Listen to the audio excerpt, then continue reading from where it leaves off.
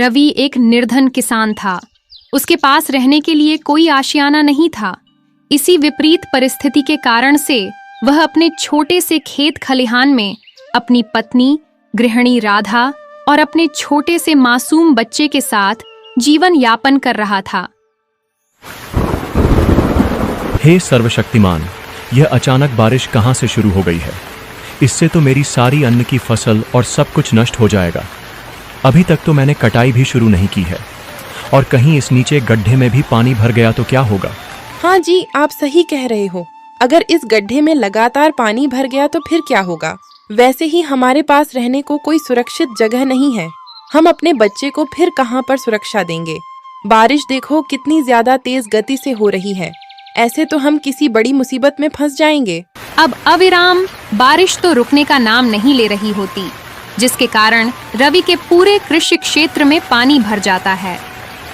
कमजोर झाड़ियों से बनाए अस्थायी छप्पर पर भी एक जोर की आकाशीय बिजली गिरती है और वह छप्पर टूटकर पानी में बह जाता है। हे ईश्वर, यह सब क्या हो रहा है? अगर यह बारिश नहीं रुकी तो पता नहीं क्या अनहोनी हो जाएगी। हमारा इतनी कठिन परिश्रम से बनाया हुआ आश्रय भी टूट गया है। अब हम भला कहाँ ठहरेंगे? चलिए जी, अब मुझे लगता है कि जल्द ही इस गड्ढे से सुरक्षित स्थान पर निकलना होगा, क्योंकि अंदर तक पानी प्रवेश करता जा रहा है। कहीं मुझे इस बच्चे को संभालने में मुश्किल ना हो जाए, इसीलिए मैं इससे बाहर निकल जाती हूँ, वरना इस बच्चे के साथ कुछ भी अप्रिय हो सकता है। यह प्रलयकारी बारिश नहीं रुक रही है। रवि एक गरीब किसान था जो कि धनवान जमींदार ठाकुर सूरज सिंह के खेतों में मजदूरी करता था। इसी कारण से ठाकुर सूरज सिंह ने रवि को एक रहने का छोटा सा घर दिया हुआ था। चल निकल, दफा हो जा यहाँ मेरे घर से। जब तू किसी काम का आदमी नहीं है तो भला मैं तुझे अपने घर पर क्यों रखूं? यहाँ पर रहकर तू मुफ्त की रोटियां खा रहा है। मैं तुझे यहाँ पर ऐसे नहीं रहने दूंगा। कुछ उत्पादन करके दिखाना पड़ता है, तभी मैं तुझे यहाँ आश्रय दे सकता हूँ। नहीं मालिक, ऐसा मत करो। मैं और कहाँ जाऊंगा? मेरी पत्नी और मेरा छोटा अबोध बच्चा भी है। मेरे पास रहने को और कोई ठिकाना नहीं है अन्नदाता। ऐसा मत करो, मैं और कहीं नहीं जा सकता हूँ। वह सब मैं नहीं जानता हूँ। तू मेरे किसी उपयोग का नहीं है। जब तूने अभी तक मेरे खेतों में कोई भी उपजाऊ फसल नहीं उगा कर दी है, तो भला मैं तुझे क्यों अपने घर में स्थान दूं? तू मेरे किसी काम का नहीं है। चला जा यहाँ से। कृपा करके सुनिए, बरसात हो ही नहीं रही है तो मैं क्या करूं? कैसे समृद्ध फसल उगेगी? और अभी कुछ दिनों से बरसात का मौसम चल तो रहा है। बरसात होते ही फसल अच्छी हो जाएगी सरकार, लेकिन इसमें मेरी कोई त्रुटि नहीं है। मुझे घर से क्यों निष्कासित कर रहे हो? चलिए जी, इस लालची इंसान से बात करने की कोई आवश्यकता नहीं है। मुझे तो वैसे ही अच्छा नहीं लग रहा है। इसने तो आपको अपमानित भी किया है और आप अभी भी इसके आगे गुहार लगा रहे हो। छोड़ो इसे, हमें इससे वार्तालाप भी नहीं करनी चाहिए। हम यहाँ से प्रस्थान करते हैं।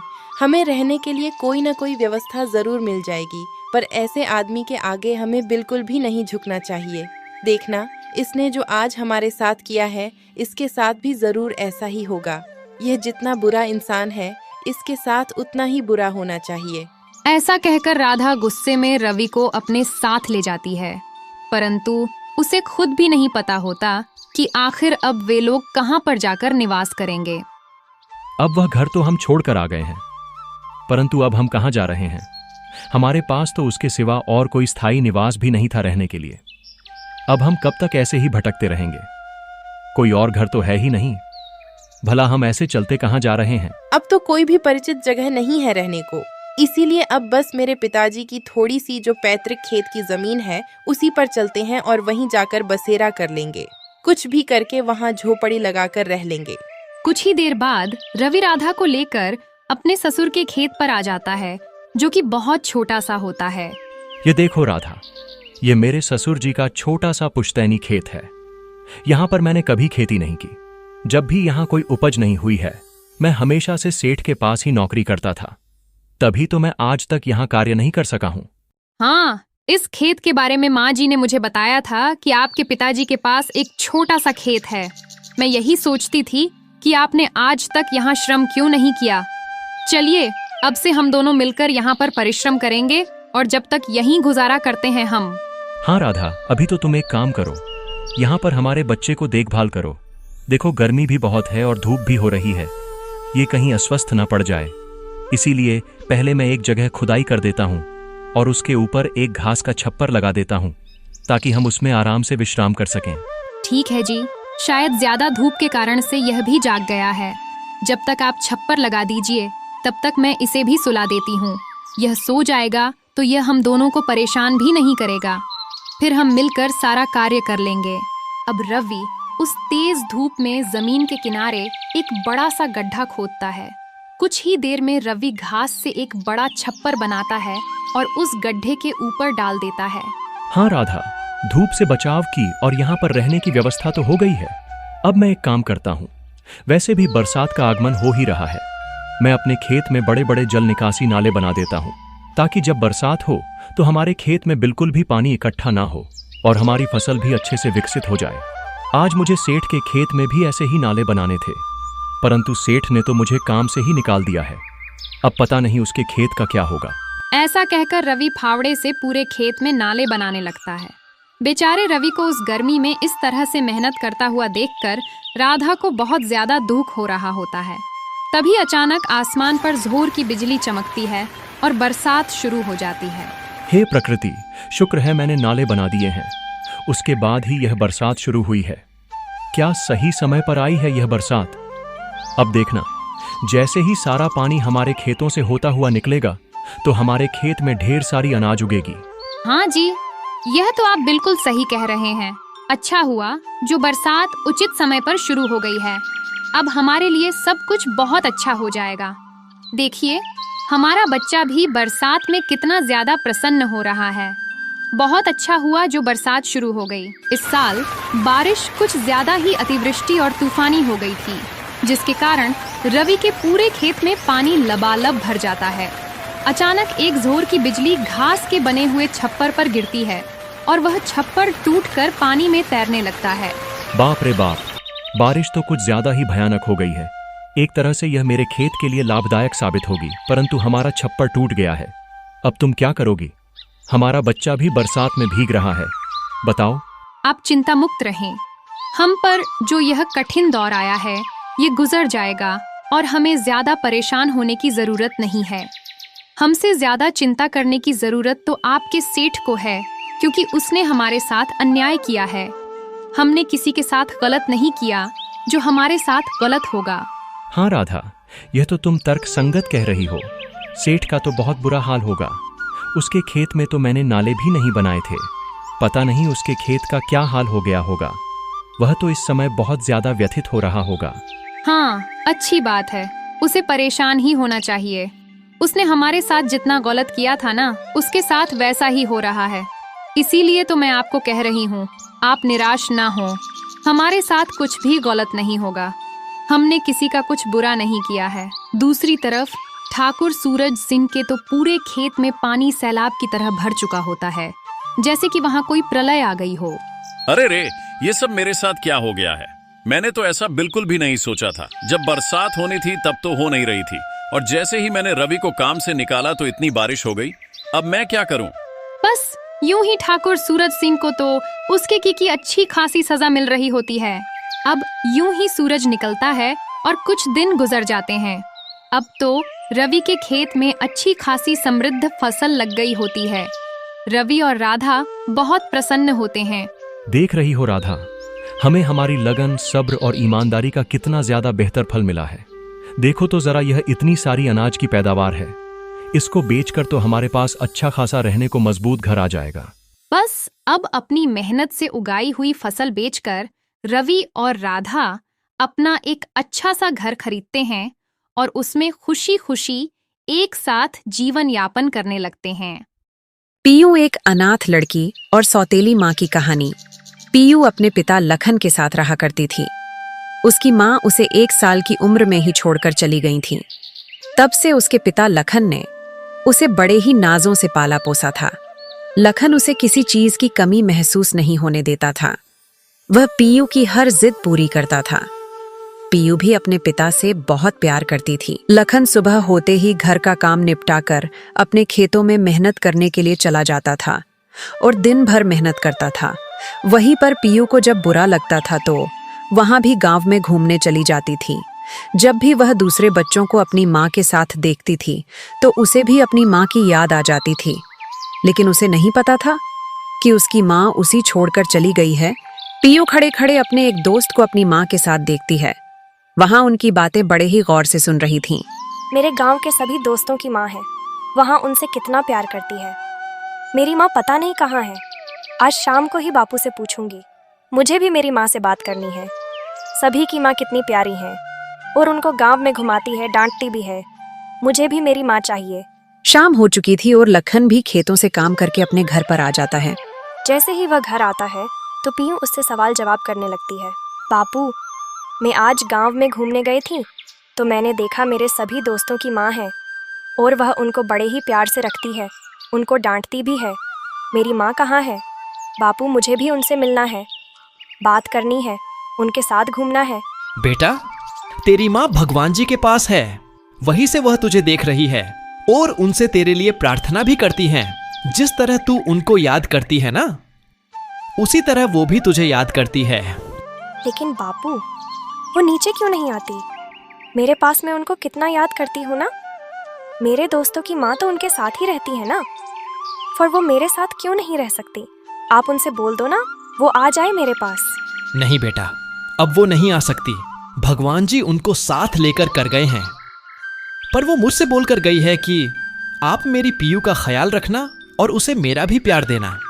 बेटा, मैं तुझे कितना प्यार करता हूँ ना, और तेरी माँ के बदले भी तो तुझे प्यार करता हूँ। तू अब उदास मत हो, वरना मैं रो दूंगा। नहीं पिताजी, मैं तो बस माँ के बारे में पूछ रही थी। मैं नहीं चाहती कि आप रो। मैं भी आपसे बहुत प्यार करती हूँ ना, इसीलिए आप सच में मुझे दोनों का प्यार दे रहे हो। अब मैं अपनी माँ को याद नहीं करूँगी। ओके। दूसरी सुबह होते ही जब लखन अपने खेतों के लिए निकलता है तब उसका एक दोस्त मिलता है। वह उससे कहता है, अरे लखन भाई, भाभी को गुजरे इतने साल हो गए हैं और तुम्हारी बेटी भी अभी छोटी ही है, तो तुम दूसरी शादी क्यों नहीं कर लें? ऐसे अकेले जिंदगी कब तक काटोगे? यह तो बहुत ही मुश्किल होता होगा आपके लिए। पीयू को संभालना, खेतों को, और साथ में घर भी तो संभालते हो। हाँ भाई, मुश्किल तो होता है, पर मैं पीयू से बहुत प्यार करता हूँ और मैं नहीं चाहता कि पीयू की सौतेली माँ आए, क्योंकि आजकल की औरत सौतेली बेटी को अपनी बेटी कहाँ समझती है। और मैं नहीं चाहता कि मेरी बेटी को कभी इस चीज का दुख हो। भले ही मैं अकेले पीयू के सहारे जिंदगी काट लूंगा। वो तो ठीक है, लेकिन जरूरी भी तो नहीं कि हर औरत एक जैसी निकले। हो सकता है दूसरी शादी करने से पीयू को माँ का प्यार मिल जाए। मुझे लगता है तुमको शादी के बारे में सोचना चाहिए। नहीं, मैं दूसरी शादी के बारे में नहीं सोच सकता। वैसे भी पीयू ही अब मेरे जीने का सहारा है। भाई, मुझे खेतों पर बहुत ही जरूरी काम है। वैसे भी काम में बहुत देर हो गई है, इसलिए अब मैं चलता हूँ। यहाँ कहकर लखन अपने खेतों की तरफ चल देता है। खेतों पर जाने के बाद लखन उस इंसान की कही हुई बातें बड़े ही गौर से सोच रहा था और उसकी बेटी की कही हुई बातें भी उसे दुखी कर देती है। वहां उस वक्त कुछ समझ नहीं पा रहा था। कल पीयू को इस तरह की बातें करते देख मुझे बहुत ही दुख हो रहा है। मेरी बेटी को अपनी माँ की कमी महसूस हो रही है, लेकिन मैं कर भी क्या सकता हूँ? मुझे खुद कुछ समझ नहीं आ रहा। क्या करूं मैं? सावित्री, तुम मुझे और मेरी बेटी को छोड़कर क्यों चली गई? मुझे बड़ी समस्या में डाल गई। ऐसे ही लखन बहुत दुखी होकर अपनी मरी हुई पत्नी से दिल का हाल सुनाता है। दूसरी सुबह होते ही लखन की माँ उसके पीहर से लखन के पास आ जाती है। वह भी बहुत ही उदास थी। जैसे ही वह घर जाती है, अरे माँ, आप अचानक से, आप क्यों परेशान हुई? आपने बताया भी नहीं। आप मुझे पहना ही बता देती तो मैं आपको वहीं पर लेने के लिए आ जाता ना। वैसे भी गांव दूर है, आपको काफी ज्यादा समस्या आई होगी। आप मुझे एक बार तो बता देती माँ। अरे बेटा, तू बेवजह चिंता कर रहा है। मुझे ऐसी कोई समस्या नहीं आई। मामा ने बोला था बताने को, पर मैंने मना कर दिया। वैसे ही तेरे पास बहुत काम रहते हैं तो मैं ही आ गई। वैसे तुझे एक खुशखबरी देनी थी। अगर तू मान जाए तो पीयू भी खुश है जाएगी। तेरे लिए एक अच्छा रिश्ता आया है, वो तुझे अपनी बेटी देना चाहते हैं। तू कहे तो मामा से बोल दूं रिश्ता आगे बढ़ा दे। माँ, आप ये क्या कह रही हो? आपको पता है ना मैं अभी शादी नहीं कर सकता। मैं नहीं चाहता सावित्री की जगह कोई और ले। मुझे पीयू की चिंता होती है। आज के जमाने में सौतेली माँ कैसी होती है, आपको भी पता है माँ। फिर भी आप मुझसे रिश्ते को आगे बढ़ाने की बात बोल रही हो। बेटा, सब लड़कियां एक जैसी नहीं होती। मैं खुद भी पीयू से बहुत प्यार करती हूँ। लेकिन मैं चाहती हूँ कि पीयू को नई माँ मिले, जो उसे माँ का प्यार दे। तू भले ही पीयू को प्यार करता है, लेकिन माँ की कमी तो महसूस होती है ना उसे। अगर तो शादी कर लेगा तो उसे माँ मिल जाएगी, वह कितना खुश हो जाएगी, तुझे पता भी है। नहीं माँ, वो अभी बच्ची है और ना समझ भी। उसे कुछ पता नहीं कि सौतेली माँ कैसी होती हैं। वह तो अभी यह तक नहीं जानती कि उसकी माँ कहाँ है। लेकिन मैं तो समझदार हूँ, मैं ऐसी बेवकूफ़ी करूंगा तो कैसे चलेगा। मेरी बेटी की जिंदगी के बारे में तो मुझे ही सोचना होगा ना। माँ, आपको भी मेरी बातें समझनी चाहिए और मेरा साथ देना चाहिए। बेटा, मुझे पता है तू एक बाप की तरह सोच रहा है, लेकिन मैं भी तो एक माँ हूं ना। मैं तुझे ऐसे देखती हूँ तो मुझे भी तो पीड़ा होती है, इसलिए बोल दिया मैंने। तो आगे जैसी तेरी मर्जी बेटा, मैं तो बस तुझे ही खुश देखना चाहती हूँ। इसी तरह लखन की माँ लखन को समझाने की कोशिश करने में नाकाम हो जाती है और लखन उनकी एक नहीं सुनता। इधर पीयू खड़ी खड़ी अपनी दादी और बापू की सारी बातें गौर से सुन रही थी। दोनों की बातों में उसे कुछ कुछ बातें समझ आती है। दूसरी सुबह वह अपनी दादी से पूछती है, दादी, आप बापू से किस रिश्ते के बारे में बातें कर रही थीं? मुझे कुछ समझ नहीं आया। और क्या बापू उस रिश्ते के लिए हाँ कर दे तो मुझे नई माँ मिल जाएगी? जैसे मेरे सभी दोस्तों की माँ है, वैसे ही मेरी माँ भी रहेगी, जिनके साथ मैं घूमेंगी, जो मुझे प्यार करेंगी। हाँ बेटी, अगर तेरे पिता उस रिश्ते के लिए हाँ कर दे तो तुझे तेरी माँ का प्यार मिल जाएगा। वो तेरे साथ घूमेंगी भी सही और तुझे प्यार भी करेगी, घर का काम भी करेगी। फिर तेरे बापू को इतना काम भी नहीं करना पड़ेगा और मैं भी बेफिक्र हो जाऊंगी और 4 धाम दर्शन के लिए निकल जाऊंगी। अरे वाह दादी, ये तो बड़ी ही अच्छी बात है। मुझको नई माँ मिलेगी, जैसे मेरे दोस्तों की माँ प्यार करती है। मैं फिर अपने दोस्तों से नई माँ को मिलवाऊंगी और घर पर भी वो मेरे साथ रहेगी। फिर मुझे शाम तक खेलने के लिए बापू की राह भी नहीं देखनी पड़ेगी। ये तो बड़ी ही अच्छा बात है ना दादी। नई माँ आएगी तो मैं अपनी पसंद का खाना भी बनवाऊंगी और रोज तरह तरह का खाना खाऊंगी। अरे अरे, इतनी भी खुशी मत मना बेटा, तेरा बापू किसी की एक भी नहीं सुन रहा है। ऊपर से जो शादी के लिए कुछ कहता है, उसी ही वह 10 बातें सुना देता है। मुझे नहीं लगता कि तेरा बापू रिश्ते के लिए मानेगा, क्योंकि उसे लगता है कि इससे तू दुखी होगी। वो मैंने कहा था तो उसने शादी करने से साफ साफ मना कर दिया। उसे कोई भी नहीं मना सकता। वो बहुत ही ज्यादा जिद्दी है, किसी की भी नहीं सुनता। अरे दादी, आप भी ना इतनी चिंता करती हो? आप मुझसे तो बोलकर देखती। बापू मेरी बात कभी भी नहीं टालते हैं, मेरी हर जिद को वो पूरा करते हैं। देख लेना, मेरी ये बात भी मानेंगे, शादी भी करेंगे, नई माँ भी लाएंगे और मैं अपनी नई माँ के साथ घूमेंगी भी सही।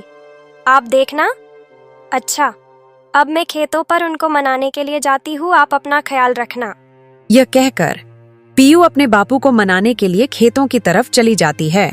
बापू, मुझे आपसे कुछ जरूरी बात करनी है, लेकिन मेरी एक शर्त है कि मैं जो भी कहूँ आपको करना पड़ेगा, और अगर अपने मैंने कहा वो नहीं किया तो फिर गुस्सा हो जाऊंगी और आपसे बात भी नहीं करूंगी। इसलिए आपको मेरे बात को मानना ही पड़ेगा। अरे अरे, तुम तो मुझको डरा रही हो। भले ही मैं तुमसे डरता हूँ, लेकिन इसका मतलब ये थोड़ी है कि तुम मुझको इस तरह से डराओगे। अच्छा ठीक है, कहो जो कहना चाहती हो। अगर हो सकेगा तो मैं पूरा करने की कोशिश करूंगा। बोलो, क्या आदेश है पीयू जी का? बापू जी, दादी आपके लिए जो रिश्ता लेकर आई है वह अच्छा है, और मैं चाहती हूँ कि आप उस रिश्ते के लिए हाँ कर दे और मेरे लिए एक नई माँ ले आए। फिर मैं उनके साथ खूब खेलूंगी और आपको भी मिस नहीं करूंगी। फिर आप अपना काम करना, मेरी चिंता भी नहीं रहेगी आपको। ये क्या कह रही हो तुम पीयू? मुझे सब पता है, ये सारी बातें तुमसे दादी ने ही बोली होगी कि बापू से ये सब बोलना। माँ के कहने पर ही तुम आई हो ना, लेकिन मैं तुम्हारी ये जिद बिल्कुल भी पूरी नहीं करने वाला। जाओ, जाकर माँ से कह दो मैं दूसरी शादी नहीं करूंगा। जाओ अब घर। नहीं बापू, दादी ने मुझसे कुछ भी नहीं बोला, बल्कि जब मैंने कल आप दोनों की बातें सुनी थी तो मैंने ही दादी से पूछा था। दादी ने तभी मुझे यह सब बताया है। बापू, दादी भी कोई गलत नहीं कह रही, मुझे नई माँ मिल जाएगी, इसलिए ही तो बोल रही है ना। और आप तो मेरी सारी जिद पूरी करते हो, फिर ये जिद क्यों पूरी नहीं कर सकते? बोलो बापू। नहीं कर सकता मैं तुम्हारी ये जिद पूरी, मुझे सब पता है। दादी ने ही भेजा है तुमको ये सब कहने, और मैं दूसरी शादी बिल्कुल भी नहीं करूंगा, न ही तुम्हारी कोई दूसरी माँ आएगी। मैं ही तुम्हारे लिए सब कुछ हूँ, आगे मुझे कोई भी बकवास नहीं सुननी। बापू, मैंने आपसे पहले ही बोला था कि अगर आपने मेरी जिद पूरी नहीं की तो मैं आपसे बात नहीं करूंगी। और अगर आपको मेरी बात बकवास लग रही है तो मैं आपसे कुछ नहीं बोलूंगी। लेकिन याद रखना बापू, जब तक मेरी नई माँ नहीं आ जाती मैं खाना नहीं खाऊंगी, नहीं आपसे बात करूंगी। यह कहकर पीयू अपने पिता से नाराज होकर घर की तरफ चली जाती है और फिर वह खाना पीना भी छोड़ देती है। लखन उसे मनाने की पूरी कोशिश करता है, लेकिन पीयू कहाँ मानने वाली थी। वह उसकी एक भी नहीं सुनती। पीयू अब अपने बापू से बिल्कुल भी नहीं बोलती थी, क्योंकि उसकी जिद्द उसके बापू पूरी नहीं कर रहे थे। बापू को भी आगे कोई रास्ता नजर नहीं आ रहा था, क्योंकि उसकी पीयू ने 2 दिन से खाना नहीं खाया था। पीयू बहुत ही जिद्दी है, बिल्कुल मेरी तरह। जब तक मैं उसकी जिद पूरी नहीं करूंगा ना, तो वो न तो मुझसे बोलेगी न खाना खाएगी। अब इसकी जिद पूरी करने के अलावा मेरे पास और कोई रास्ता भी नहीं है। मुझे इसकी जिद पूरी करने ही पड़ेगी। अब पीयू की जिद के आगे लखन को हार माननी ही पड़ती है और लखन तुरंत ही अपनी माँ के पास जाता है और कहता है, माँ, आप जो रिश्ता लेकर आई थी उस रिश्ते के लिए हाँ बोल दो और रिश्ते की बात आगे बढ़ा दो। मैं शादी करना को तैयार हूँ। अरे वाह बेटा, ये तो बड़ी ही अच्छी बात है। लेकिन तू तो पहले रिश्ते के लिए मना कर रहा था। अचानक से तेरा फैसला किसने बदल दिया? तू तो अपनी माँ की एक नहीं सुनता, इतना जिद्दी है, फिर ये सब कैसे हुआ? माँ, आपको पता है कि पीयू की जिद के आगे मुझे फैसला बदलना पड़ा और आप मेरे मजे ले रही हो। मैं ये शादी नहीं करता, लेकिन पीयू को नई माँ चाहिए, इसलिए उसने खाना भी नहीं खाया 2 दिनों से। मैंने मनाने की भी कोशिश की, लेकिन वो मान भी तो नहीं रही। मेरे पास अब रिश्ते के लिए हाँ बोलने के अलावा कोई रास्ता नहीं था। अरे बेटा, पीयू गलत थोड़ी ही बोल रही है, वो भी अपना भला बुरा जानती है। और उसका क्या है, कुछ ही दिनों बाद वो तो ससुराल चली जाएगी, फिर तू अकेला कैसे रहेगा उसके बिना? तो इसलिए अभी शादी कर ले, उसको माँ मिल जाएगी और तुझे तेरा जीवन साथी। फिर मैं भी टेंशन मुक्त हो जाऊंगी। माँ, मैं ये शादी सिर्फ पीयू के लिए कर रहा हूँ, क्योंकि वो जिद कर रही है, वरना मुझे खुद के बारे में सोचना भी नहीं। बस जो भी लड़की वाले हो उनको ये बात बता देना कि सबसे पहले मेरे लिए पीयू है और मैं पीयू को दुखी नहीं देख सकता। उसके लिए ही ये शादी कर रहा हूँ। ये सब बातें मामा जी लड़की वाले को अवश्य बता दें। ठीक है बेटा, मैं मामा जी से सारी बातें बोल दूंगी और शादी के लिए भी कोई अच्छा मुहूर्त निकलवा लूंगी। अब बस तेरी शादी हो जाए बड़े धूमधाम से, यही चाहती हूँ मैं भी। नहीं माँ, मैं ये शादी बिल्कुल साधारण तरीके से करना चाहता हूँ। मुझे धूमधाम से नहीं करनी माँ, लेकिन मैं कर रहा हूँ, वो सही तो है ना? सावित्री को यह सब देखकर दुख तो नहीं होगा ना माँ? नहीं बेटे, तू कोई गलत नहीं कर रहा और सावित्री इस सब को देखकर दुखी नहीं बल्कि खुश हो रही होगी, क्योंकि उसकी बेटी को तू माँ बाप दिनों का प्यार जो दे रहा है और तू जो भी कर रहा है बिल्कुल सही कर रहा है। ठीक है माँ, फिर आप रिश्ते वालों को हाँ कर दो। मुझे लड़की भी नहीं देखनी, बस जो बातें मैंने बोली वो सब उनको बता देना। यह कहकर लखन शादी के लिए हाँ कर देता है और कुछ ही दिनों में लखन की शादी राधा नाम की लड़की से हो जाती है। लखन जो भी कर रहा था अपनी बेटी की खुशी के लिए कर रहा था। यह सब देखकर पीयू और उसकी दादी बहुत ही खुश होते हैं, क्योंकि उनका सपना अब पूरा हो चला था। उनका परिवार अब पूरा हो गया था। पीयू को अपनी माँ मिल चुकी थी और दादी को अपने बेटे के लिए बहू। दादी, नई माँ कितनी सुंदर है न, इतनी सुंदर तो गांव में किसी की माँ नहीं रहेगी जितनी सुंदर मेरी माँ है। जब मैं गांव में घूमने जाऊंगी तो सब मेरी माँ की तारीफ करेंगे। हाँ पीयू, बहू तो सुंदर है, दोनों की जोड़ी राम सीता की है। अब बस मेरी जिंदगी सफल रही। अब मैं तीर्थ नहाने को निकल जाऊंगी। बस यही चाहती थी मेरे बेटे का घर बस जाए। दादी, अब मैं गांव में जाती हूँ।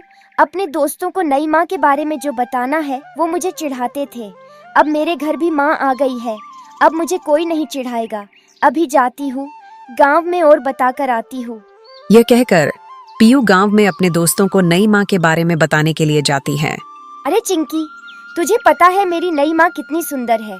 बिल्कुल सीता माँ की तरह। मेरी नई माँ से सुंदर इस गांव में कोई औरत नहीं है, इतनी सुंदर है वो। अरे अच्छी बात है पीयू, लेकिन है तो तुम्हारी सौतेली माँ, तो इतना उछलने की जरूरत नहीं है। सगी माँ थोड़ी ही है जो इतना उछल रही हो तुम। अरे तो क्या हुआ, है तो मेरी माँ ही, वो भी मुझसे इतना ही प्यार करेगी। फिर मुझे फर्क नहीं पड़ता कि वो मेरी सौतेली माँ है तो मेरी ही माँ ना। और सुंदर है तो सुंदर ही कहूंगी उनको मैं। अरे तू तो गुस्सा हो गई।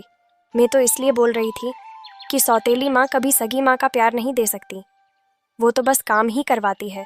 मेरी माँ बोल रही थी कि तेरे साथ भी ऐसा ही होगा, तेरी माँ तुझे प्यार नहीं करेगी, बल्कि तुझसे काम करवाएगी, देख लेना। अरे मेरी नई माँ ऐसी बिल्कुल भी नहीं है।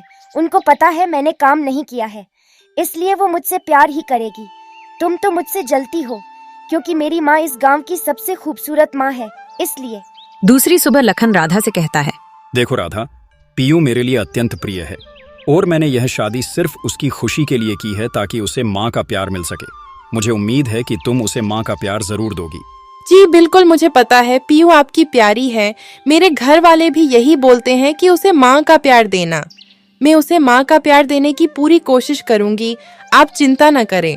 हाँ राधा, वो जब 1 साल की थी तब से ही उसकी माँ उसे छोड़कर चली गई थी। मैंने उसे कभी माँ की कमी महसूस नहीं होने दी, लेकिन दोस्तों की माँ को देखकर उसे भी माँ की याद आने लगी। मैं उसे खेतों के कामों में इतना समय भी नहीं दे पाता था, इसलिए वह गांव में अकेली ही जाती थी। अब तुम उसके साथ खेलना और उसे जो पसंद हो बनाकर खिलाना, पैसे के बारे में मत सोचना। मैं यह सब उसी के लिए तो करता हूँ। ठीक है जी, मैं सब संभाल लूंगी, आप चिंता न करें, और कोई उसे जो पसंद है वह सब खिला दूंगी। आप अपने काम पर चले जाओ, आपको देर हो रही होगी। हाँ राधा, मैं चलता हूँ, तुम पीयू का ख्याल रखना। मैं देर से घर आऊंगा, काम बहुत ज्यादा है और वैसे भी अब चिंता की बात नहीं रही। तुम हो ना पीयू को संभालने के लिए, उसी के लिए मैं काम छोड़कर घर आता था। अब मैं चलता हूँ, तुम पीयू को खाना खिला देना और उसे टाइम भी देना। पीयू को राधा के भरोसे छोड़कर लखन अपने काम पर चला जाता है। अरे उनको तो बस पीयू पीयू हमारी नई शादी हुई है, लेकिन मेरे बारे में एक बार भी नहीं कहा कि अपना ख्याल रखना और पीयू की परवाह है। ये पीयू हमारी बीच का कटा है, इसे तो हटाना ही पड़ेगा, वरना तो ये बस उसी के बारे में सोचते रहेंगे। लेकिन मुझे अपने भविष्य की भी तो चिंता है ना, उसका क्या, मुझे इस रास्ते के कांटे को हटाना ही होगा। थोड़ी देर बाद पीयू अपने दोस्तों के यहाँ से लौटकर घर आ जाती है। अरे कहाँ थी तुम? इतनी देर की मैं कब से तुम्हारा रास्ता देख रही हूँ। इतनी देर तक गांव में क्यों घूमती रहती हो? तुम एक लड़की हो और लड़कियों का इतना घूमना, वो भी बिना वजह से शोभा नहीं देता। कल से गांव में जाना बंद तुम्हारा। लेकिन माँ, मैं घर में क्या करूँ? मेरा मन भी तो नहीं लगता दोस्तों के बिना, इसलिए उनसे मिलने चली जाती हूँ। मेरे तो सारे दोस्त आते हैं और सभी खेलते हैं, बड़ा मजा आता है। घर पर भी क्या करूँ? आप तो काम में लगी रहती हो, इसीलिए चली जाती हूँ। अरे अरे, तुम भी कितनी भोली हो। मैं काम करती हूँ तो मेरी मदद ही करवा दिया करो। वैसे भी मैं भी काम कर कर के थक जाती हूँ। कल से गांव में जाना बंद और मेरी काम में मदद करवाना चालू। लेकिन नहीं माँ, मुझे तो कोई काम नहीं आता, फिर मैं कैसे करूँगी? जब आप नहीं आई थी तब बापू ही सारा काम करते थे, वो मुझसे कुछ भी नहीं करवाते थे, इसलिए मुझे कोई काम नहीं आता। एक सफाई कर लेती हूँ, वो भी बापू के चुपके चुपके करती थी। अरे तो क्या हुआ, मैं सब सिखा दूंगी। तुमको तुम्हारे बापू इसलिए नहीं करवाते थे क्योंकि तुम छोटी थी, अब बड़ी हो गई हो, काम तो करना पड़ेगा, वरना ससुराल में क्या करोगी? वैसे भी तुमको ही तो नई माँ चाहिए थी ना। फिर अब नई माँ अकेले काम करे और तुम आराम करो, ऐसा तो हो नहीं सकता। इसलिए अब से दोनों समय का खाना तुम ही बनाओगी और सफाई भी तुम ही करना। और अपने बापू से मत बोलना, वरना मैं घर छोड़कर चली जाऊंगी, फिर रहना बिना माँ के ही। समझ में आया या और भी समझाऊं अब? हाँ हाँ माँ, मैं सब समझ गई हूँ। आप घर छोड़कर मत जाना, वरना मेरे दोस्त मुझ पर हंसेंगे। मैं सब काम करने को तैयार हूँ, आप मुझे सब सिखा देना। मैं अभी आपके कमरे की भी सफाई कर देती हूँ। बापू ने कल बोला था ना आपसे, आप बस घर छोड़कर मत जाना। ये कहकर मासूम सी पीयू अपने काम में लग जाती है। पीयू बेचारी क्या करती? उसे डर था कि उसकी माँ घर छोड़कर न चली जाए, इसलिए वह अब घर का सारा काम करने लगती है। लेकिन उसकी सौतेली माँ को उस मासूम पर जरा सी भी दया नहीं आती।